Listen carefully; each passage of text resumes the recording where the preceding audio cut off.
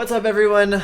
My name is Hellfire Homo. You can read that up there, though. What you're watching, is a video on demand on my Twitch channel that I'm going to talk through because I am going through Overwatch withdrawals until the release on the 23rd.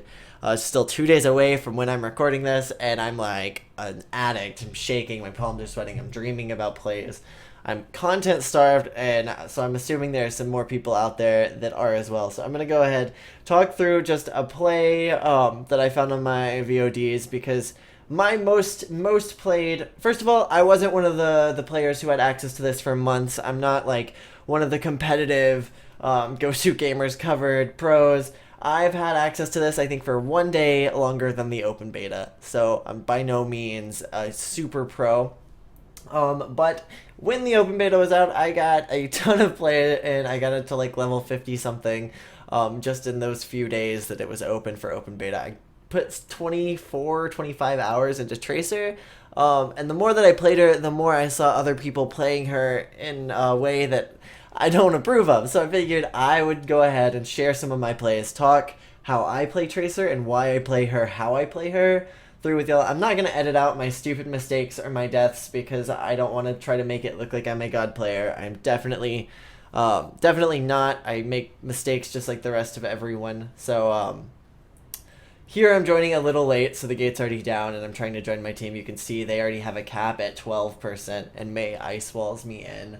But I wait for it to go through, and then I just kind of screw around with Reinhardt. Reinhardts don't exactly scare me too much. He's a little too slow for a Tracer to be scared of, and you can just zip right through his shields. So Reinhardts are easy targets for him. The scatter shot on Hanzo is just unfortunate. It's a one hit there, so that was just an unfortunate situation. Not too much to be done there. Hanzo can one hit a Tracer, so if you go against someone who is a particularly good Hanzo or a particularly good Widow, you're pretty fucked. You just gotta remember to stay mobile and hope that his scatter shot isn't available. Another huge mistake I see used often is I just use the rewind to get back onto a vertical plane higher than where I was just then. I feel like people use their rewind when they play Tracer as another jump, like another left shift, which is not how I would suggest playing Tracer. I typically try to always keep one of the charges full for this type of situation you see where I'm low health trying to get to a health pack, or if I need an escape. It's one of the biggest mistakes I see in people using all three of their left shifts and then being pretty stranded, like assuming Tracer has infinite mobility. But it's all about getting that rhythm down of how fast that left shift recharges and how often you can use it and still have a viable escape option when you need it.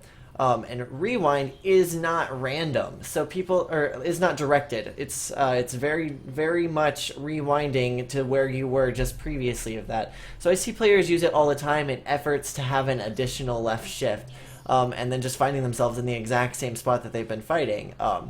I try to save my rewinds for when someone's chasing me to rewind behind them and shoot them, or to change a vertical advantage. So if I jump down and shoot, rewinding is a good option to get to a different vertical plane, which can really help you take people out. But you want to have it saved as much as possible in case you make a stupid decision and charge in somewhere you shouldn't, or if you fall off the map, rewind is something you want to have up. I actually fall off the map later because I had used my rewind and I wished it was still up.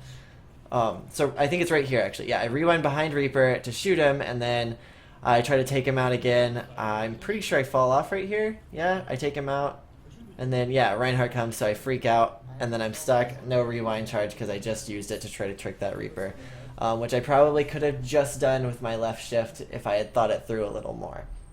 So that's a huge mistake I see with her. Another thing is you don't have to left shift forward only. You can left shift backwards. So what I should have done instead of rewinding is press my left shift while changing the direction and pressing S on my keyboard, so that I would have just blinked back behind him, and then I could have shot him and effectively had my rewind when I made the stupid mistake of falling off the map. What else? Okay, so pulse bombs. Pulse bombs are extremely hard to land. Tracers are super squishy, so I feel, and like people tend to think pulse bombs are going to save them in any situation, but they're extremely hard to land, and pretty much like your best bet is to land it on a tank, but it won't take out most tanks anyway, so you have to follow up and play smart. rewind out of the situation, which will also reload your health and your guns. So you rewind and immediately start shooting whatever you just did. So in this situation, Mei drops her ult, and like I said, I tried to save my last jump, which was that's exactly why I saved my last jump to get out of the situation and take out the Mei before the Mei is able to eliminate 2 of my frozen teammates. Here, I don't know what happens. I get trapped, but I somehow live through it, and I have an amazing Mercy res that comes in clutch there. Another huge mistake I see with Tracer choosing is, like, I feel like a bunch of people just really like her. She's the title character, she's lovable, she's cheerful, so people choose her just no matter what the situation or the map. But Tracers are infinitely more useful on King of the Hill maps, or maps in which you need to flank, and not necessarily payload maps. I know that's going to cause outrage in the chat or in the comments section here, but I think, like, right here, how she's able to just zip around and contest points, like we're in overtime right now, and how I'm able to get back right after this and contest it again while my teammates are a little slower is huge. It's hugely important, and it's not necessarily as useful on a payload map. So you should be doing your best to be contesting, but not necessarily fighting solid on the point if you're playing a Tracer. You should be trying to slow them down / get them off the point, but not necessarily be in it. You'll see me playing in it a lot. Right there, I rewind because I saved it for my next stupid mistake. I do that quite a bit. Here you see me poking them on the edges, waiting for my team to get back, coming around the back to make sure that no one else is going to join them, and then being able to flank from behind the Reinhardt shield, which is massively effective. There you have to be careful. People rewind into their pulse bombs all the time. I almost made the same mistake, but I got lucky there. And there, I'm able to contest the point. They were at 99%, and because I was able to flank behind that Reinhardt shield on a bigger, wider map, not a payload map, it saved us and ultimately won the match. So here's the whole breakdown. I'm going to stop because that's, I think, where this recording actually has 5 seconds left in it. So here's the deal with Tracers. The biggest takeaways here are you shouldn't follow up. I feel like that is the number one mistake, is that Tracer she's a poking hero. She should not be your massive DPS, your crazy, insane, powerful hero. Like, if you want to play Soldier 76, play Soldier 76, but Tracer is not a soldier. Like, she is really good for annoying and poking, but if you follow up, if you use all of your shifts and all of your rewinds to get one kill, you're going to be stranded, and with only 150 health, the only other character that has that low of health is Zenyatta.